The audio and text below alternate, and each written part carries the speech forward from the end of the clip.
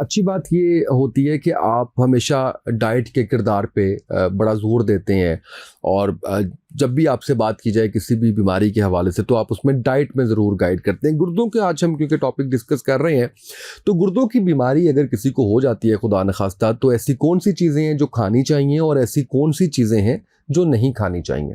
देखिए, बड़ा अच्छा आपका क्वेश्चन है। और इसमें जब हम बेसिकली जब क्रॉनिक किडनी डिजीज़ होती है तो शुगर लेवल कंट्रोल करने के बाद हमारी एक ही ख्वाहिश होती है, एडवाइस होती है, रिकमेंडेशन होती है पेशेंट को, जो हम रिकमेंड करते हैं कि आप अपनी डाइट को ठीक करें। सबसे जो बड़ी चीज़ होती है जब आपको क्रॉनिक किडनी डिजीज़ डायग्नोज होगी, उसके बाद ही आप कह रहे हैं ना, जी। तो एक तो सबसे बड़ी टिप जो मैं देना चाह रहा हूँ आपके, ये मेरा सवाल था, लेकिन आप दे दें साथ साथ। नंबर 1 कि आप जो है ना अपना ब्लड शुगर लेवल कंट्रोल में रखें।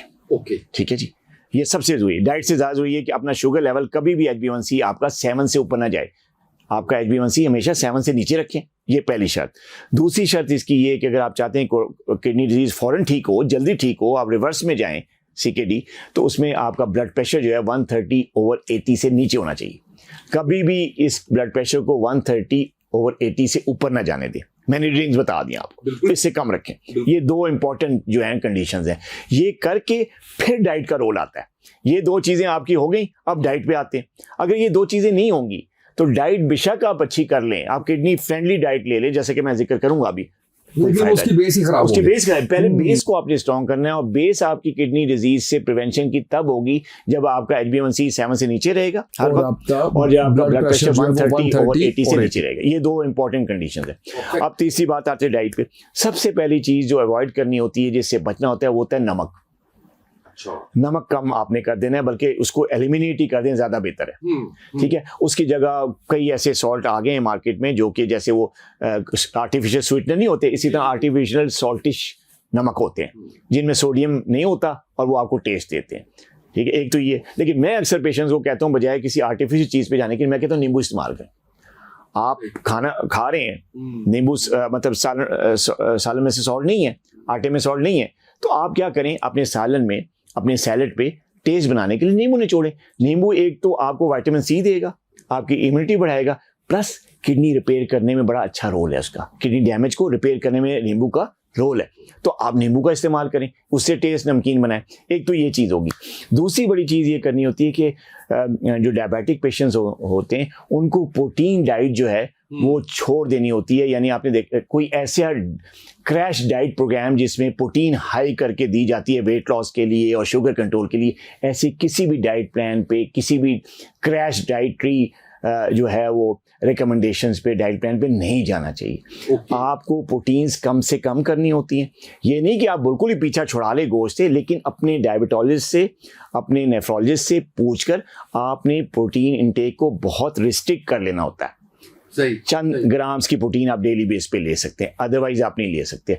तो मेरा कहना ये होता है कि अगर प्रॉब्लम जल्दी ठीक करनी है तो कोशिश करें कुछ अरसे के लिए गोश्त, खासतौर पे जो बीफ और मटन है, जो रेड मीट है, उससे ज़रा आप बचें। जैसे नमक से बचने का है, उससे इन दोनों चीज़ें। तो एक ये चीज़ अवॉइड करें।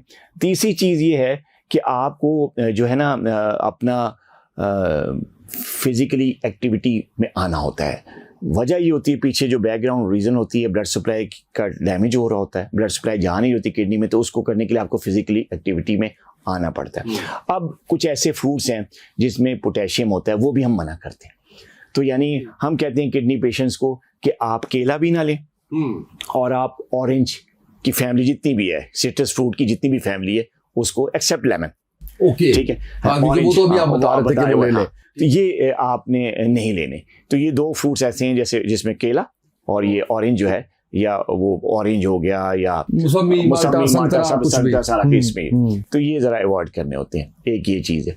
और प्लस तीसरी और चौथी बड़ी इंपॉर्टेंट चीज़, कुछ स्मोकिंग। अगर आप स्मोकर हैं और आपको डायबिटीज़ है, उसकी वजह से आपको क्रॉनिक किडनी डिजीज हो रही है, तो फ़ौरन जो है ना स्मोकिंग छोड़ दें, तक कर दें। इसका भी बहुत बड़ा रोल होता है कि आपका डैमेज जो है रिवर्सिबल हो, और आप जल्दी से आपकी किडनी डैमेज हो ठीक हो। तो उसके लिए आपको स्मोकिंग से भी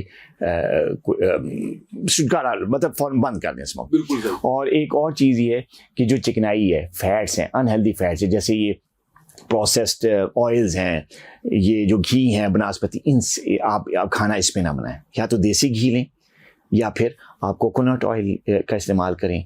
ये इन हेल्दी, या एवोकाडो ऑयल का भी इस्तेमाल कर सकते हैं। ये हेल्दी ऑयल्स पे आप आएँ। तो ये बेसिकली वो डाइट है जो कि मैंने बताई कि जो कि किडनी की डैमेज को रिपेयर भी करेगी, आपको फर्दर डैमेज से बचाएगी।